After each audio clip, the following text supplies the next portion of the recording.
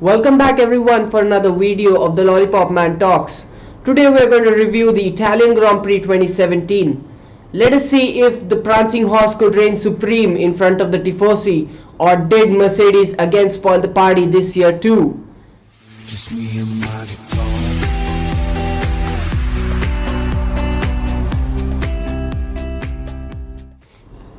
Let us take a quick look at what happened in qualifying. In Q1 we saw a huge crash which led to a red flag. It was Romain Grosjean on the start-finish straight. He actually missed his traction and the car just went round, had some front wing damage as well as some rear wing damage and some suspension damage.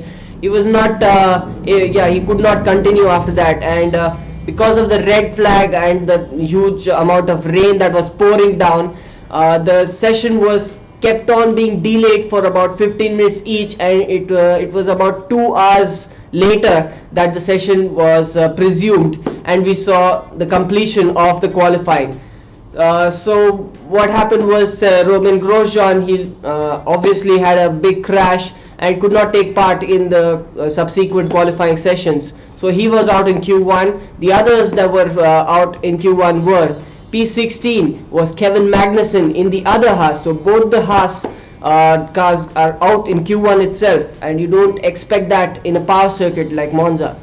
P17 was Julian Palmer in the Renault. P18 and 19 were the Saubers, Ericsson followed by Pascal Wehrlein. So these were the cars eliminated in Q1. Let us take a look at Q2. So in Q2 the cars eliminated were P11 was Sergio Perez in the Force India. P12 was Nico Hülkenberg in the Renault. P13 was Fernando Alonso.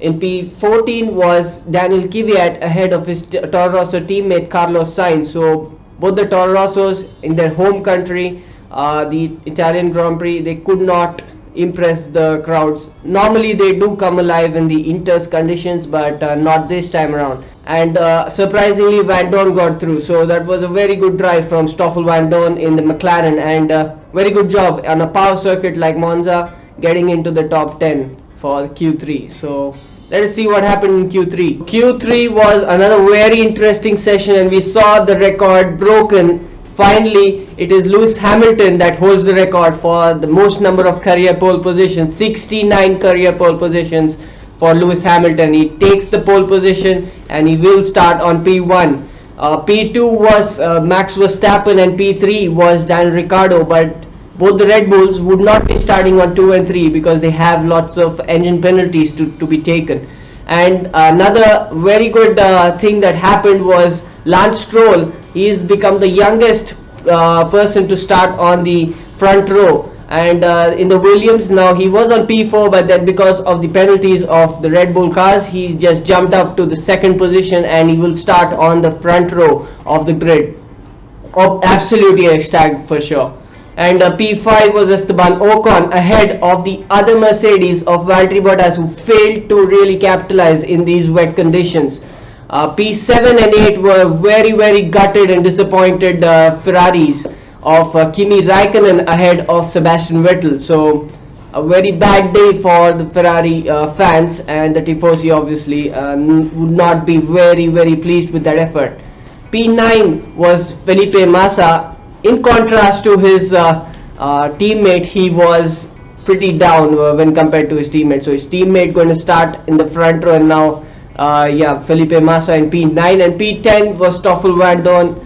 You wouldn't expect much from Stoffel Van Dorn with a Honda engine on a track like Monza.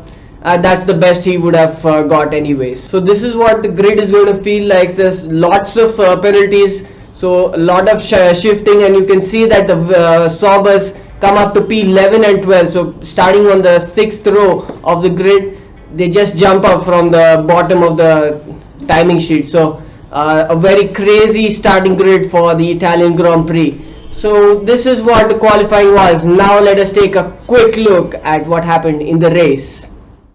Just me and my guitar.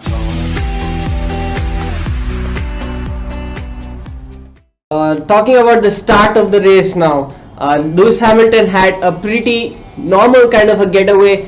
He tried to cut off Lance Stroll from P2, and in the process he pinched Lance Stroll so that Esteban Ocon from P3 on the grid could take the position. So Esteban Ocon jumped Lance Stroll into P2 now, and also there was a very good start from Max Verstappen. He was supposedly out of the top 10, and then by the end of the lap 1 he was just in P8, so a very good start from Max Verstappen there. And also there was a lot of battling going on between the two Finn drivers. That was between Valtteri Bottas of the Mercedes team and Kimi Raikkonen of the Ferrari team, and both of them were fighting for P4, and the crowd were going ballistic. Obviously that was a very good battle that they had on lap 1. Eventually Valtteri Bottas had the upper hand and went ahead, but then that was a good fight between both the Finn. We've seen lots of battles between these two, and that was one more to count, so add one more in the counter.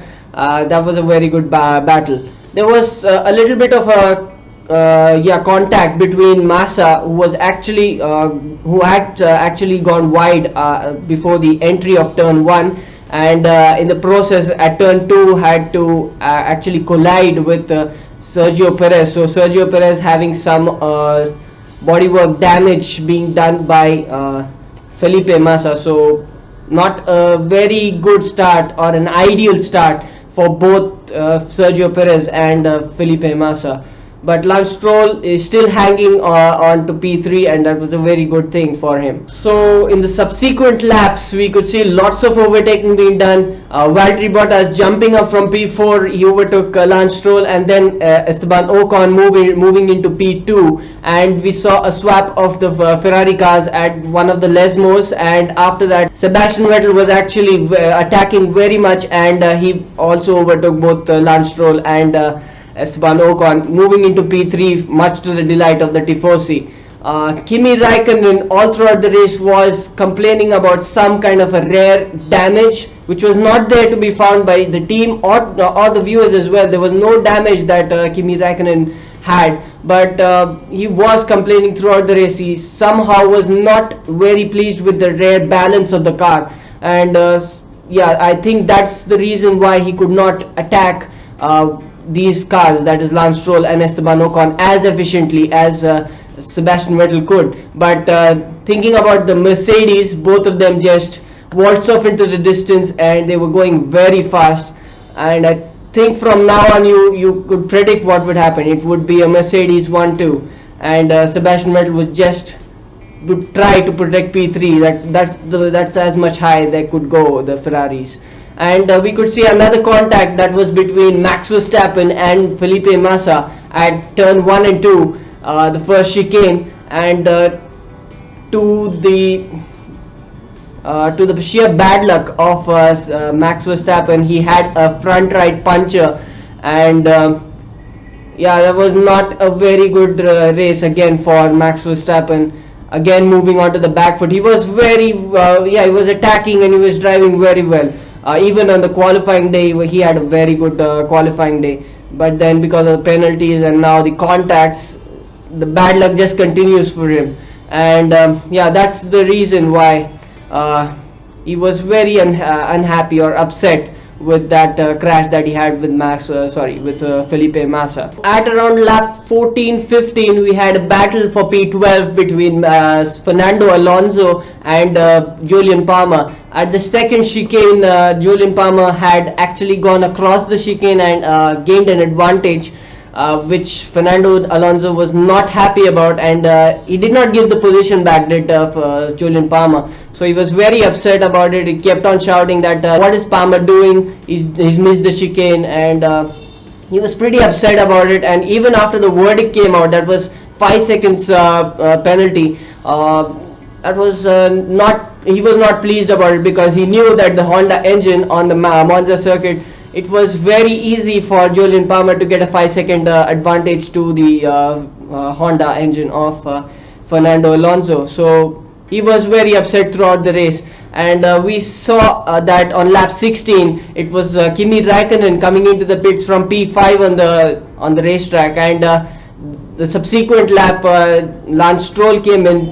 Williams made that strategic call to cut off Kimi Raikkonen so that that advantage, or the undercut advantage, could not be made, but they had a horrible pit stop thanks to the left rear wheel gun, and a 4.4 second stop that helped Kimi Raikkonen move into P5. So one position done for Kimi Raikkonen now, and he has to just chase Esteban Ocon in P4. From lap 17 we started witnessing a very good overtaking tutorial from Daniel Ricciardo, because he started his overtakes from there on, and moved into P7 by overtaking Sergio Perez, faking to the right, moving down towards the inside of the second chicane. A very textbook kind of a very superb overtake that he made on the Force India, and now he had to move towards Massa, and he got told over the radio that he's alone, and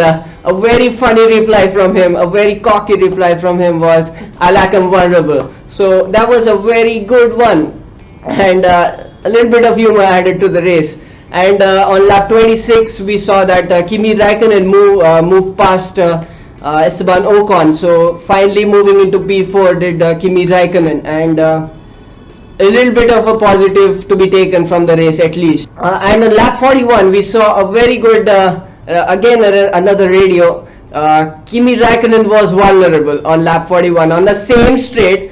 You could see Daniel Ricciardo going down the inside, a very huge dive bomb, and down to the first chicane, and he moved into P4, and that was a very good and aggressive overtake that Daniel Ricciardo had on Kimi Raikkonen. So Kimi Raikkonen could not do much, and he had to just try to keep P5 from now. And Daniel Ricciardo looked very fast, and at a point of time after lap 41 we could actually think that with the pace that he had over the Ferraris at the latter part of the race, that he could eventually catch Sebastian Vettel through at the end of the race. So there was a possible scare for the Tifosi that they could not see even one of their drivers on the podium. So that was another very good drive from Daniel Ricciardo, having a penalty and still coming back up the grid, and some huge overtaking moves, and obviously the very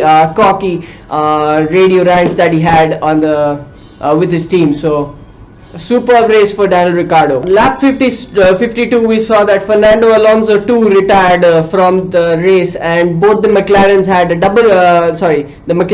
double retirement this race, and I think now we can firmly say that the relationship between McLaren and Honda has gone downhill.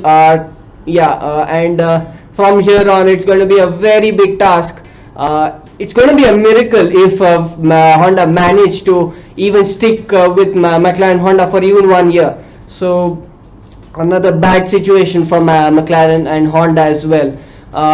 And we could not talk much about Lewis Hamilton, because he was just having a comfortable race, and he won the race by a very comfortable margin to about 4 seconds to his teammate. So Mercedes won to Hamilton, taking the win, and P2 for Valtteri Bottas, and P3 was a very distant P3 for Sebastian Vettel, who was about 2 or 3 seconds only ahead of Daniel Ricciardo. So was stunning drive, as I told you, Daniel Ricciardo had. And P5 was Kimi Raikkonen, and P6 was Esteban Ocon, and P7, 8 and 9, that was a very good scrap for the last few laps, but finally Lance Stroll, starting on the front row, finished in P7 ahead of his teammate Felipe Massa, and P9 was Sergio Perez. P10 was a recovery drive from Max Verstappen after the puncture that he had at the start of the race. So a single point, a solitary point for him on this race only.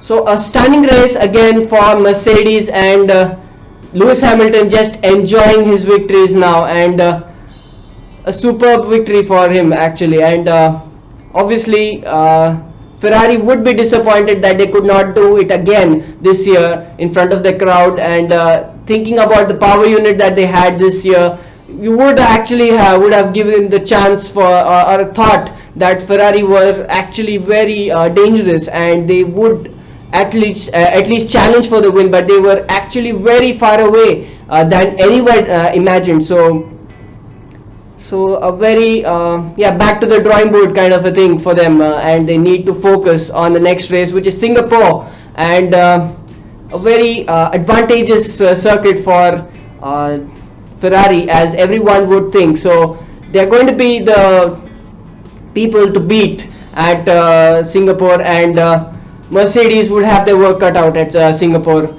And also another car that would be very, very dangerous around the Singapore circuit would be the Red Bull car. So the top three teams, we're going to see a very good race at Singapore. At least for now, we can say that Lewis Hamilton has taken the lead in the championship for the first time this season. So congrats to him. And the constructors, just the gap between Mercedes and Ferrari getting bigger and bigger. So now I can firmly say that Mercedes will be running away with the constructors, and we can't say about the drivers as of yet. So let us see what will happen in Singapore. So this was the Italian Grand Prix 2017 review. If you like the video, please do like, and you can subscribe to my channel if you haven't, and comment about what you thought about the race, and what you thought about all these radio calls that they had with the teams, especially Fernando Alonso and Daniel Ricciardo.